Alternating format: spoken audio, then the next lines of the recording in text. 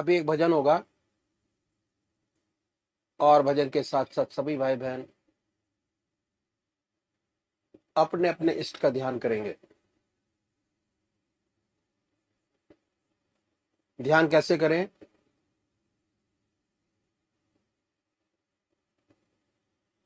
अखिल भारतीय संत मत सत्संग की तरीकत मैं आपके सामने रखता हूं।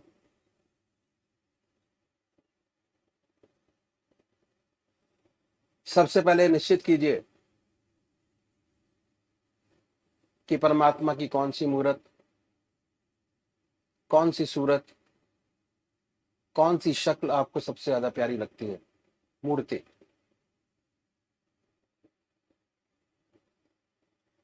किसी से पूछने की जरूरत नहीं, अपनी आत्मा से प्रश्न कीजिए कि भगवान का वो स्वरूप जो आपको सबसे ज्यादा प्यारा लगता है उसको चुनें।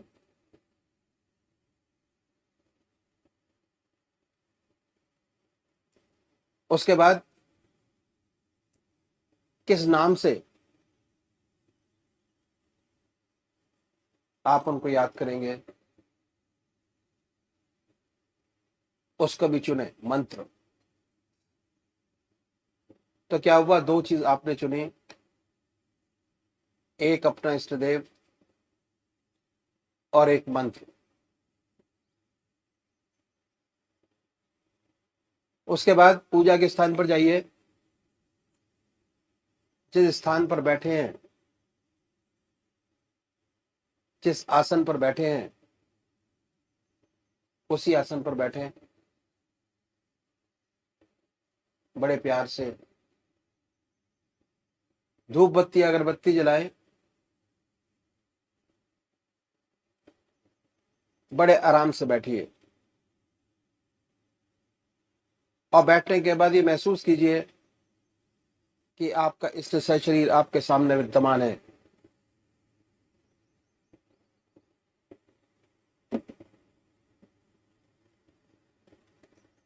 सशरीर भावना से अपने इष्ट को अपने सामने बनाए। बड़ी बड़ी आंखें हैं, गोल चेहरा है, जटाएं हैं, सर्पों की माला है। ख्याल से बाई थॉट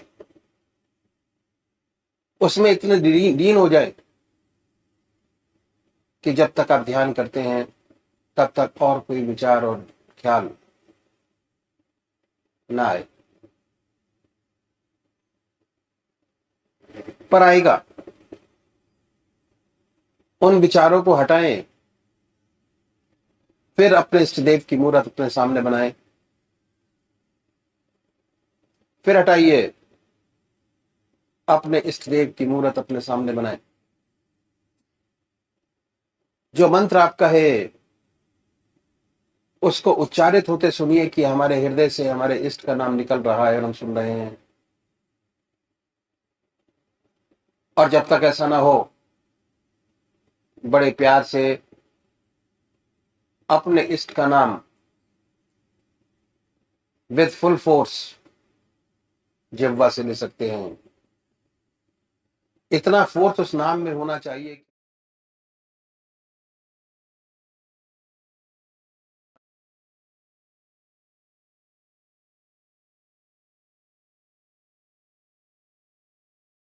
ध्यान करें, बड़े आराम से बैठिए, बड़े प्यार से। उसके बाद ये महसूस करें कि हमारे हर दिल की धड़कन पर जो नाम आपने चुना है वो निकल रहा है। हृदय ओम ओम कह रहा है, अब पूरे शरीर में वाइब्रेट करता है।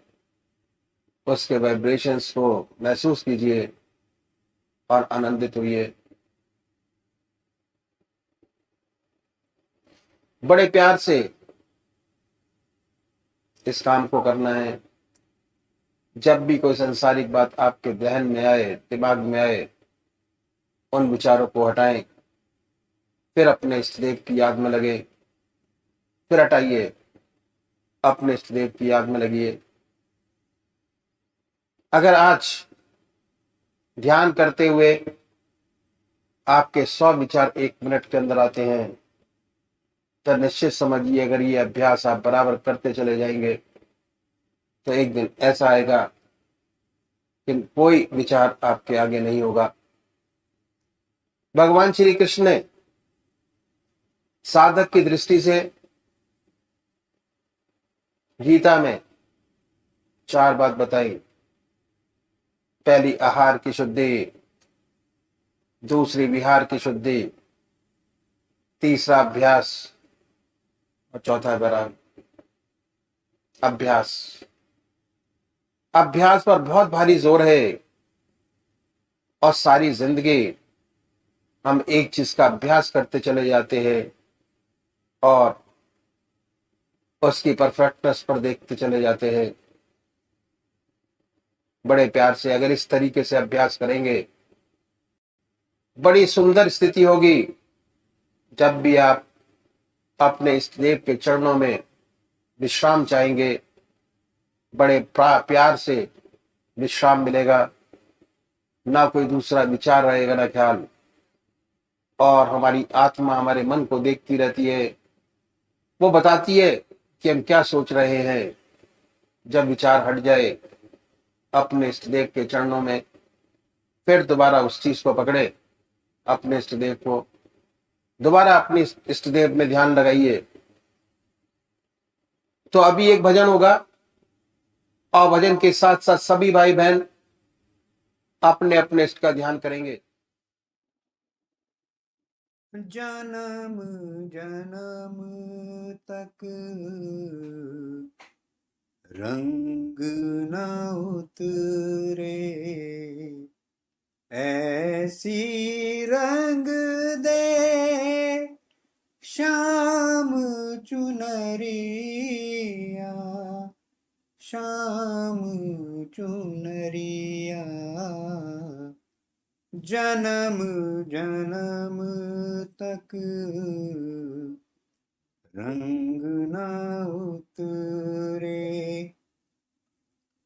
रंग न जिस पर चढ़े दूसरा, और न जो फीका पड़ जाए, उसी प्यार के रंग में रंग दे।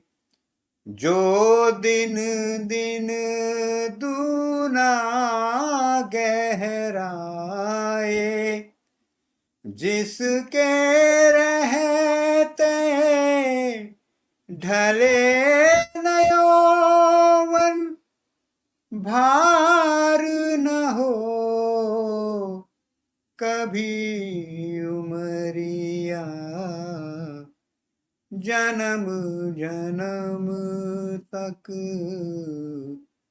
रंग न उतरे,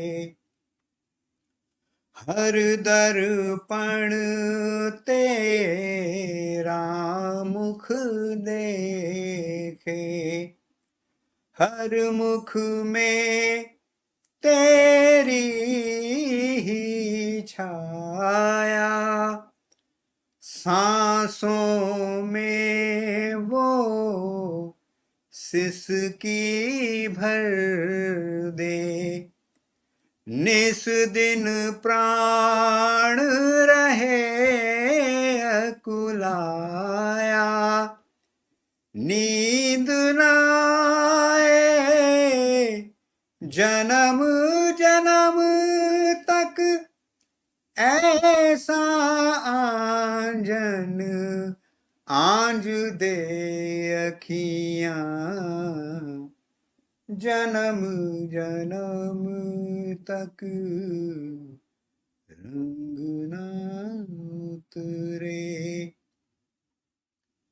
आज वही धुन छेड़ मधुरतम, जाग उठे यादों का मधुवन, ब्रह्मनाद में ऐसा डूबूं, टूट जाए माटी के बंधन, सुध न रहे मेरे तन मन की, ऐसी आज बजा रे बांसुरिया, जन्म जन्म तक रंग न उतरे, ऐसी रंग दे श्याम चुनरिया, श्याम चुनरिया, जन्म जन्म तक रंग ना उतरे। परमात्मा तू ही है।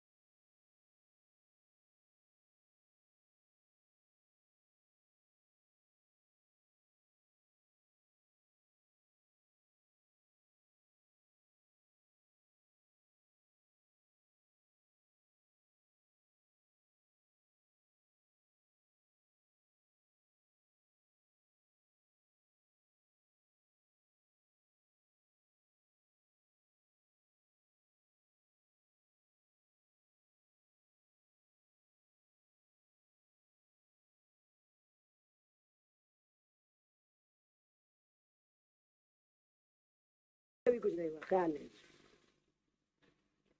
ये सत्य निष्काम कर्म है,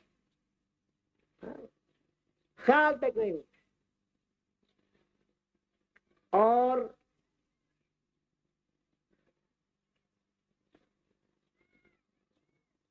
हमने इसका अभ्यास निष्काम कर्म का पहले स्टेप से शुरू किया। जब हम रात को सोते हैं, सेल्फ इंट्रोस्पेक्शन करते हैं, तो क्या करते हैं कि जो अच्छे काम सोचते, अपनी आत्मा से पूछते हैं कि आज कोई अच्छा काम हमसे बना जिससे दूसरों की आत्मा को सुख और शांति पहुंची। अगर कोई बना है तो उसे भगवान कर पाता है, प्रभु आपने किया, मैंने। ओ लॉर्ड, यू क्रिएटेड सर्कमस्टांसेस। प्रभु आपने अवसर दिया, ये अच्छा काम हो गया, वरना इसमें कहाँ शक्ति है किससे कोई अच्छा काम बने। हाँ, भगवान कर पाते। और बुराइयों को हम दूर करना शुरू कर देते, एक एक छोटी छोटी पकड़ के दूर करते चले जाते हैं। परमात्मा से प्रार्थना करते हैं कि हमारी ये बुराइयां दूर होती जाए, एक एक छोटी पकड़ते हैं, एक एक करके दूर करते चले जाते हैं। और जब 24 घंटे के ध्यान पर पहुंचते हैं तो हृदय मलिनता, हृदय की सारी मलिनता दूर हो जाती है। मलिनता रहती नहीं है। जहां प्रभु का बात सच्चा है वहां मलिनता नहीं, बुराई रहती नहीं। हमारी सारी बुराइयां छूट जाती है, लुप्त हो जाती है, एक भी बाकी नहीं रहती।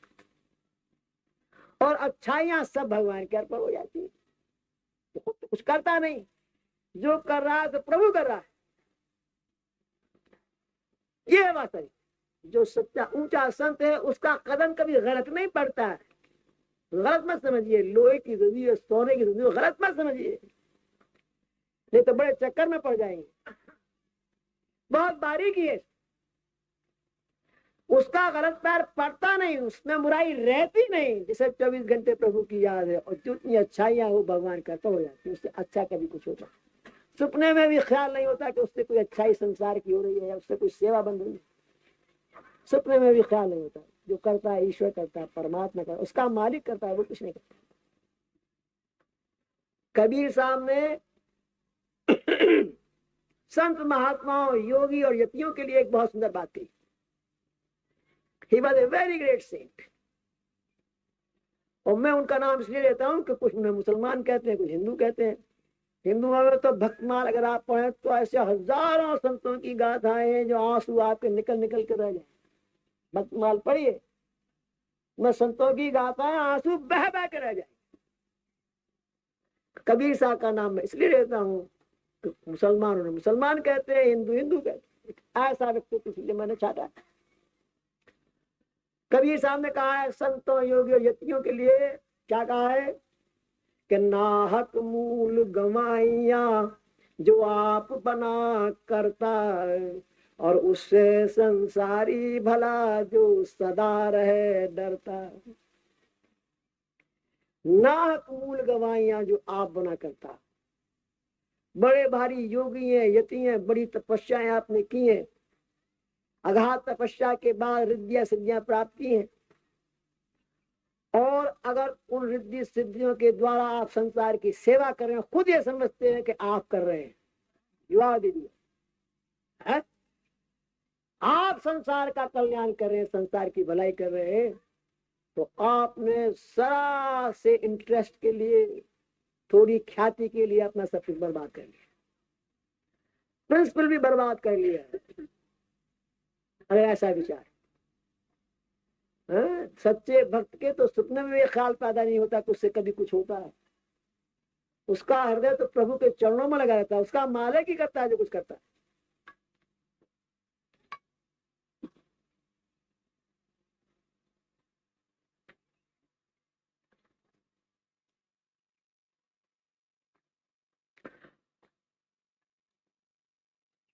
और इस जमाने में तो कर्ताओं की दौड़ लगी हुई।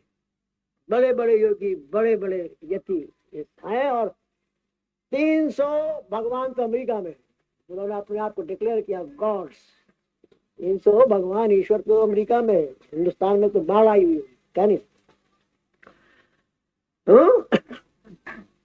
ऐसे योगी यतियों के लिए कि जिसे इन्हें कुछ रिद्धियां सिद्धियां प्राप्त हो गई प्रभु कृपा से, और वो अपने आप को सब कुछ समझ बैठे और संसार का भला कर रहे हैं, और ना मालूम अपने आप को क्या क्या डिक्लेयर कर बैठे। उनके लिए कहा है कि ऐसे योगी यतियों से कि जो खुद कर्ता बन गए, उन्होंने अपनी सारी कमाई नष्ट भ्रष्ट कर ली।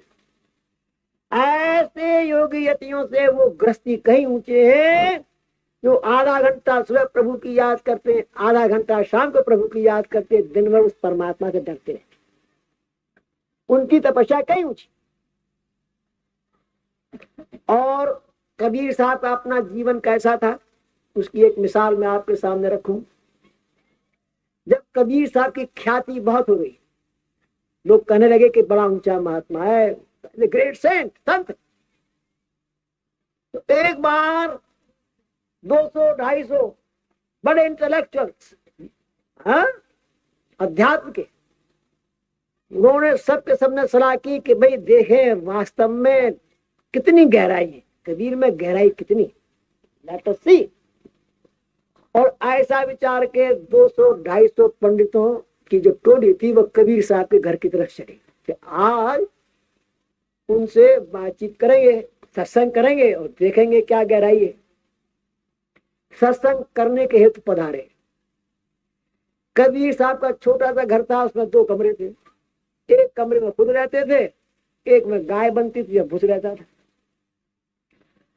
बहुत मामूली सी रहन सहन थी। जब उन्होंने देखा कि ये 250 व्यक्ति चले आ रहे हैं तो उन्होंने सोचा कि भाई आज तो बड़ी मुसीबत पड़ी और आज यही रहे कि मैं तो इनका अतिथि सत्कार भी नहीं कर सकूंगा, मेरे पास तो 250 गिलास भी नहीं है और इतनी जल्दी मैं अरेंजमेंट भी नहीं कर सकता। कहां से घबरा गए और अपनी धर्मपत्नी से बोले कि हे देवी तू भगत लेना, मेरे बस की बात नहीं है। और भूस की कोठरी में झागू से और अंदर से किवाड़ बंद कर, और अपनी स्त्री से कहेगा कि अब तू जाने, तेरा काम जाना, तू देख। धीरे धीरे अब स्त्री दरवाजे पे जाए खड़ी हुई देख रही है कि भीड़ तो उधर ही आ रही है, उन्हीं के दरवाजे की तरफ चली आ रही है। आंसू लुढ़क रहे, डुल डुल डुल के परमात्मा इज्जत रखने वाला है, पति भी साथ छोड़ गया और सारी जिम्मेदारी मेरे ऊपर छोड़ गया। आंसू लुढ़क रहे आंखों में, दरवाजे पे खड़ी है बेचारी। जब नजदीक आए तो क्या देखते हैं कि उस भीड़ के पीछे एक बैलगाड़ी आ रही, और जब वो भीड़ आई तो उसके पीछे पीछे बैलगाड़ी भी दरवाजे पर रुक गई। अब बैलगाड़ी में क्या देखती है कि जो गाड़ी हाँकने वाला है उसके पीछे कबीर साहब स्वयं बैठे और गाड़ी सब सामान से भरी पड़ी है, खाने पीने का, बर्तन, जो जिसकी आवश्यकता है सब चीजें उसमें मौजूद है गाड़ी। अब ये बड़ी चौकी कि मेरे घर का दरवाजा एक है, बराबर मैं यहाँ खड़ी हूँ, कबीर साहब ने तो उसकी कोठरी अंदर से बंद कर दी, ये निकल किधर से भागा और जाने के बाद कहां से इतना इंतजाम कर, कौन इसे ऐसा सेठ मिल गया जो फटाफट सारा इंतजाम कर दिया। बड़ी चकित है, कह कुछ नहीं सकती है तो कबीर साहब। गाड़ी रुकी, सामान उतरा और कुछ जो आए तो उन्होंने मदद की, 1-2 व्यक्ति गाड़ी पर, सबने मदद करा करके और खाने पीने का सामान भी तैयार हुआ।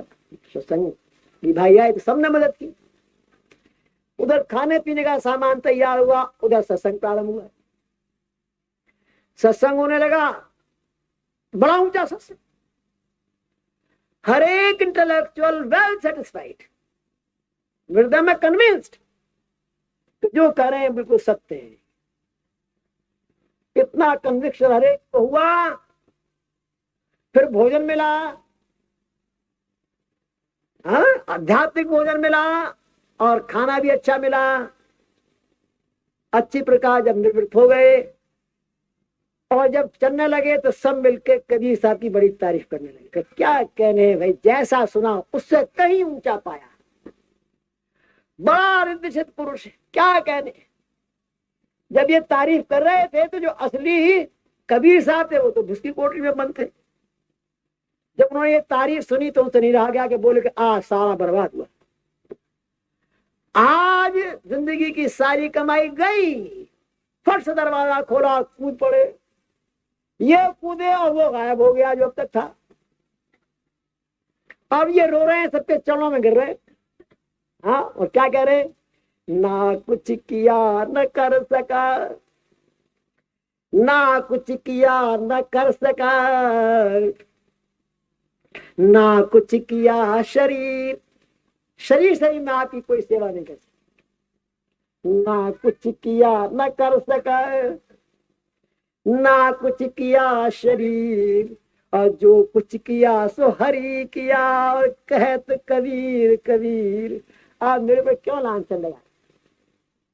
जो किया परमात्मा ने किया, उस हरि ने किया, मैंने तो कुछ किया नहीं। मैं शरीर से ही कुछ नहीं, रो रहे हैं, बिलख रहे। और ये लोग बड़े, कितनी ह्यूमिलिटी है। तो ये है सच्चे भक्त।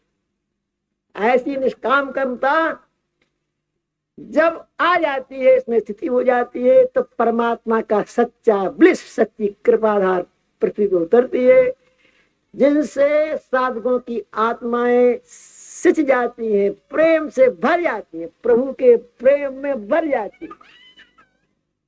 फिर वे प्रभु के प्रेम में सराबोर हो जाती, वो कृपाधार प्रभु की उतरती है। ऐसा जब निष्काम कर्म में आरूढ़ता पैदा होती, ये है सच्ची निष्काम कर्म। मुझे एक और संत का किस्सा याद आ गया, वो भी मुसलमान संत थे, रहीम साहब। रहीम साहब की साखी आपने पढ़ी हो, जब हम छोटी क्लास में थे हिंदी में, तो उनकी साखियां पढ़े, बड़ी प्यारी प्यारी साखियां। भगवान कृष्ण के बड़े अनन्य भक्त थे, और उनका ये उसूल था कि हर बृहस्पति के दिन दान करते थे, हर बृहस्पतिवार के। और दान की ये सिर्फ थी कि जो जो मांगता उसको वो ही देते। खाना मांगता खाना, कपड़ा मांगता कपड़ा, पैसा मांगता पैसा, और जितना देते उतना जमीन में और झुके चले जाते। बड़े जैसे बड़ा शर्म और लज्जा से सिर झुका चला जा रहा। एक कवि उनके इस दान करने के तरीकों को देख रहा है, उससे निराश है। वो रहीम साहब के पास आया, उसने कहा कि रहीमन सीखी कहा दैनी तुम ये देन, जो जो ध्यान तिहारो पड़े त्यों त्यों नीचे ने। कहा ये सीखा तरीका दान करने का, जितना अधिक देता है उतना ही और लज्जा के मारे पृथ्वी में घुसा चला जा रहा है। दुनिया तो साइन बोर्ड लगाती है, बड़े बड़े अखबारों में निकालती है, बड़े बड़े पत्थर लगाती है, कोई पंखा भी देता है तो उसमें भी लगा देता है कि इसकी स्मृति में दिया गया। तू एक देता है और झुका चला जा रहा है, जमीन में पृथ्वी में गड़ा चला जा रहा है। कहां से सीखा ये तरीका तेरे दान करने का? रहीम साहब ने बड़ा सुंदर जवाब दिया, रो पड़े और रोकर कहने लगे कि देने वाला और है, देता है दिन रैन। देने वाला और है, देता है दिन रैन। और लोग ब्रह्मों पे करें ताते नीचे न। लज्जा से शर्म से मरा चला जाए। देने वाला वो प्रभु है, दिन रात देता रहता है। लोग कहते रहीम देता है, कैसा झूठा लांछन मेरे ऊपर लगा रहे। शर्म से मैं दबा चला। ऐसी सच्ची निष्काम कर्मता जब होती, ऐसे भक्त जिनकी ऐसी आरूढ़ता निष्काम कर्म हो जाती है, वो परमात्मा के सच्चे पैर, सच्ची कृपाधार को पृथ्वी को उतारते हैं, उस प्रभु के नाम को रोशन करते हैं। ये है सच्ची निष्काम कर्मता। जहां ऐसी निष्काम कर्मता प्राप्त हो जाती है, फिर संस्कार नहीं बनता। पुराने संस्कार कुछ तो ध्यान अग्नि में जल के समाप्त हो जाते हैं, कुछ भोग के कारण देता है। आगे की स्लेट क्लीन है, कुछ नहीं कर, संस्कार नहीं बना। हाँ, मुक्त है, जीवन मुक्त होकर विचरता है, जीवन मुक्त है। ये है सच्ची ऊंची अवस्था। इसी जीवन में जीवन मुक्त। ये ऐसी निष्काम कर्मता। मुझे एक किस्सा और याद आया। निष्काम कर्म जो है बड़ी कठिन चीज है, आसान नहीं, वेरी डिफिकल्ट। और मैं एक कहानी आपके सामने रखूंगा।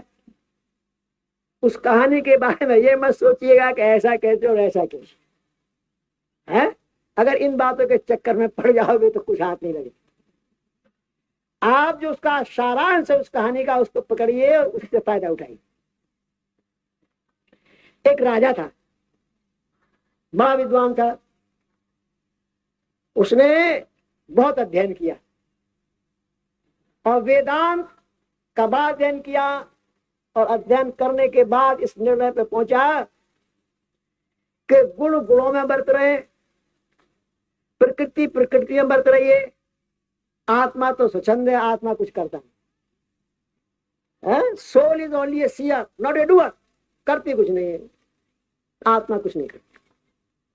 उसने पढ़ लिया, लिख लिया, और जब आचरण जो था वो उसका ऐसा था कि जब अच्छे काम करता और दूसरे तारीफ करते तो उसे बड़ी खुशी हासिल होती है, क्या बड़ी प्रेज हो रही है, इज्जत मिली।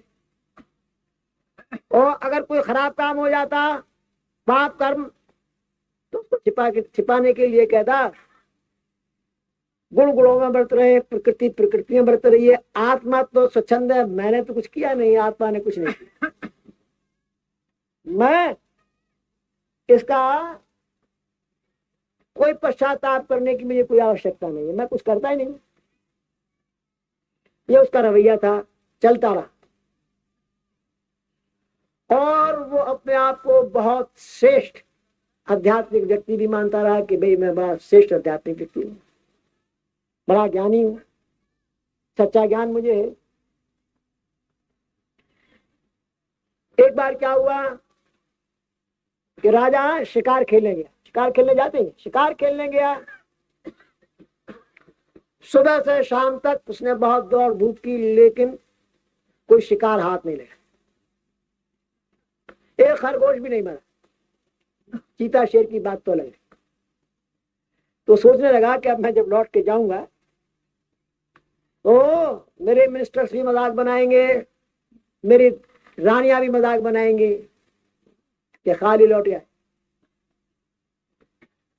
मैं सोच में पड़ गया क्या करना चाहिए। ये सोच विचार रहा था, सायंकाल हो चुकी थी, सूरज छिप गए थे,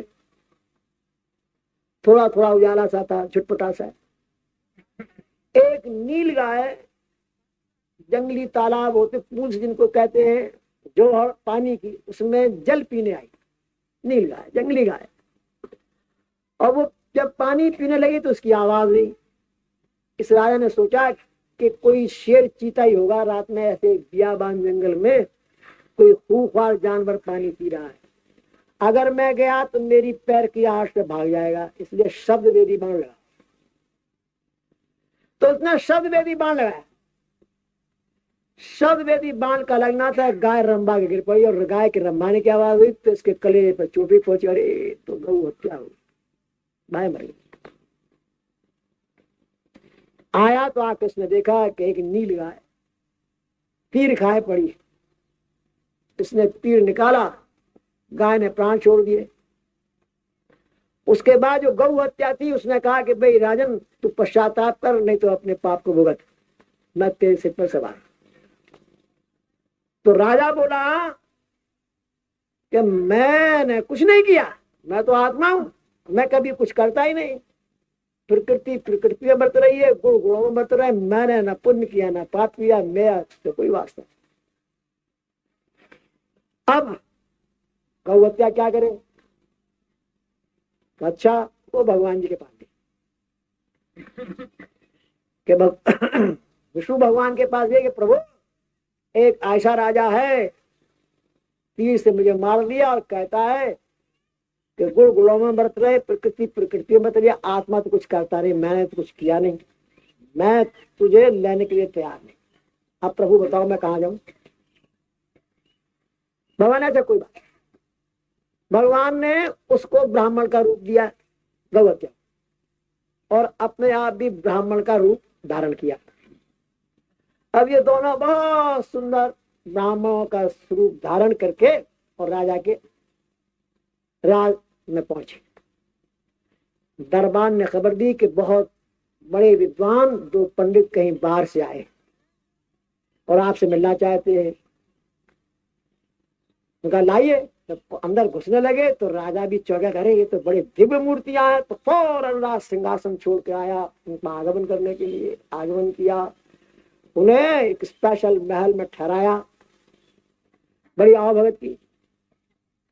और जितनी आवभगत करता रहा, और उनके तेज से, उनकी विद्वता से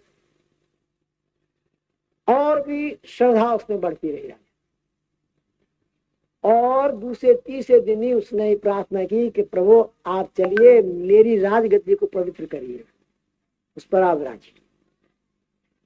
नहीं ना राजन, वो तो तुम्हारी थी। नहीं नहीं महाराज, आप मेरे पर कृपा करिए, पवित्र कर दीजिए मेरे राज। ब्राह्मणों को राजा ले गया अपनी गद्दी पर, अपने आप नीचे बैठा गद्दी पर, उनको बैठाला, सारा दरबार बुलाया, बहुत इज्जत, इतनी इज्जत दी। तो ब्राह्मणों ने कहा कि राजन, हमने आपकी बड़ी प्रशंसा सुनी है, बड़ी तारीफ सुनी है कि बड़ा धार्मिक राजा है और प्रजा की बड़ी सुंदर सेवा करता है। हमने आपकी बड़ी ख्याति सुनी है, हम आपका राज देखना चाहते हैं, राज की विशेष चीजें कुछ हमें दिखलाइए। तो बहुत अच्छा महाराज, किसी मिनिस्टर को हमारे साथ भेजोगे? नहीं, मैं स्वयं आपके साथ। राजा स्वयं उन ब्राह्मणों को ले गया पहले भगवान कृष्ण के मंदिर में। भगवान कृष्ण का उसका इष्ट, बहुत प्यारा मंदिर बनवाया था, लाखों रुपया लगा के मंदिर बनवाया। उस जमाने के लाखों भी बहुत, आज के तो करोड़ों के बराबर लगा के, बड़ी लागत लगा के बहुत सुंदर मंदिर बनाया था। उसके साथ एक बहुत बड़ी स्टेट लगा दी थी, 3 पुजारी रखे थे, 8-8 घंटे की ड्यूटी लगा दी थी, 24 घंटे मंदिर खुला रहे थे। तरह तरह का नैवेद्य चढ़ता, भगवान की पोशाक, 52 तरह की पोशाक प्रभु को पहनाई जाती, बदल बदल के, बड़ा भारी। इन ब्राह्मणों ने मंदिर देखा, बहुत प्रसन्न हुए, बहुत खुश हुए। क्या करने राजन, जैसा सुना वैसा पाया, खूब प्रभु का मंदिर बनवाया है, बहुत सुंदर। फिर उसके बाद में जो विष्णु भगवान थे, रूप लिए ब्राह्मण का, बोले कि वो सामने जी मंदिर मालूम होता है कि हाँ वो भी मंदिर है, भाई उसे भी देखे। हाँ वो भी देखिए। वहां सामने गए तो इतना अच्छा नहीं था, था तो अच्छा, इंतजाम यहाँ भी अच्छा था। भगवान शिव के मस्तिष्क पर, हाँ, कलश लगे हुए थे जिसमें गंगा जल और दूध की, हाँ, धारा बार महाराज के मस्तिष्क पे पड़ती रहती थी, और भक्त लोग चरणामृत लेते रहते। यहाँ भी बड़ा सुंदर प्रबंध था, लेकिन कोई मुकाबला नहीं। भगवान कृष्ण के मंदिर का, भगवान शिव के मंदिर का कोई मुकाबला नहीं था। तो ये ब्राह्मण बोले कि महाराज वो बात नहीं है, इसमें जो उसमें है। राजा चुप था, कहा कुछ।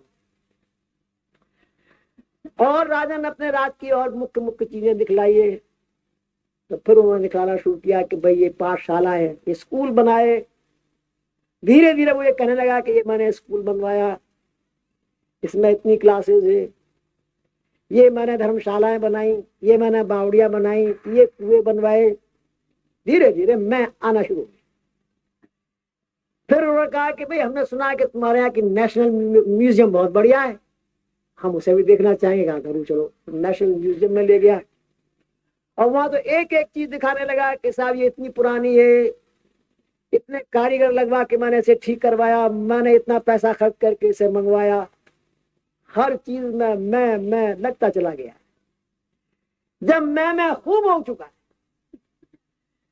तब भगवान ने गौ हत्या को इशारा किया, तो वो शरीर छोड़ के गौ हत्या प्रकट हो गई। बोले राजन, कृष्ण का मंदिर तैने बनवाया, शिव का मंदिर तैने बनवाया, बावड़ियां तैने खुदवाई, स्कूल तैने बनवाए, धर्मशाला तैने बनवाई, तो ये गौ हत्या किसने की?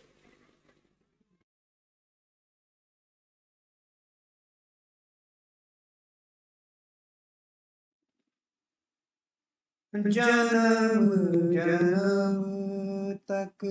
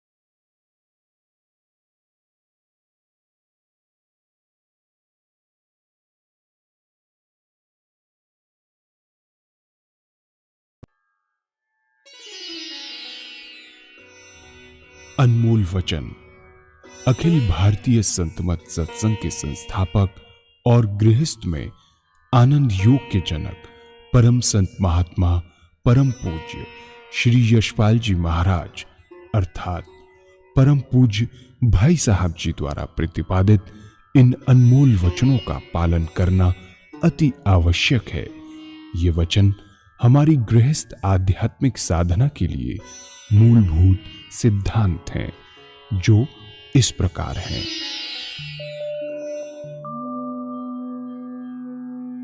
हम दुनिया की हर चीज की कीमत आंकते हैं, अपने मानव जीवन की कीमत भी जाने व परमात्मा की प्राप्ति हेतु साधना करें।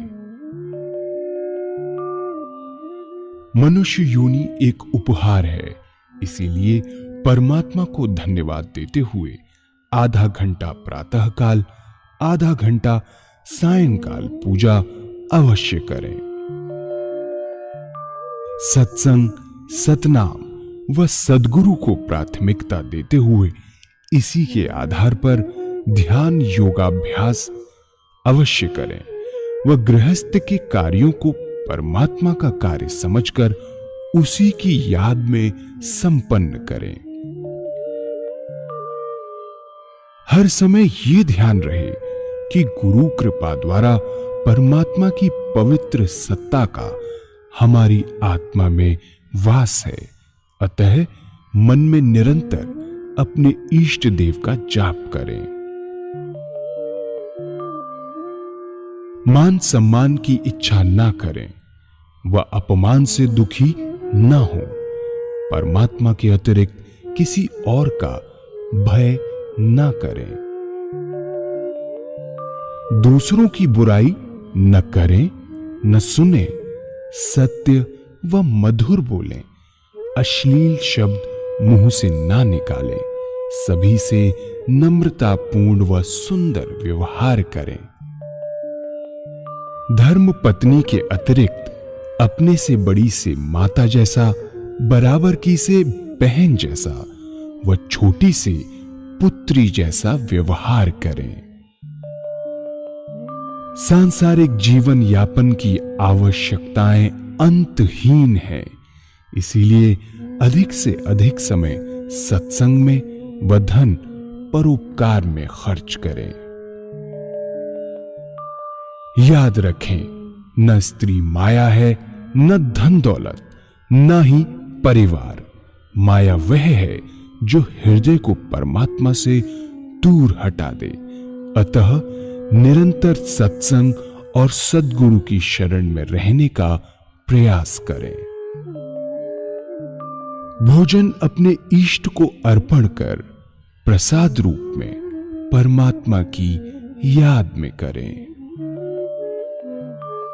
रात्रि में सोने से पहले अच्छे बुरे कार्यों का आत्मनिरीक्षण कर उसका समुचित पश्चाताप करते हुए ध्यान करें व प्रभु की गहरी याद में ही विश्राम करें।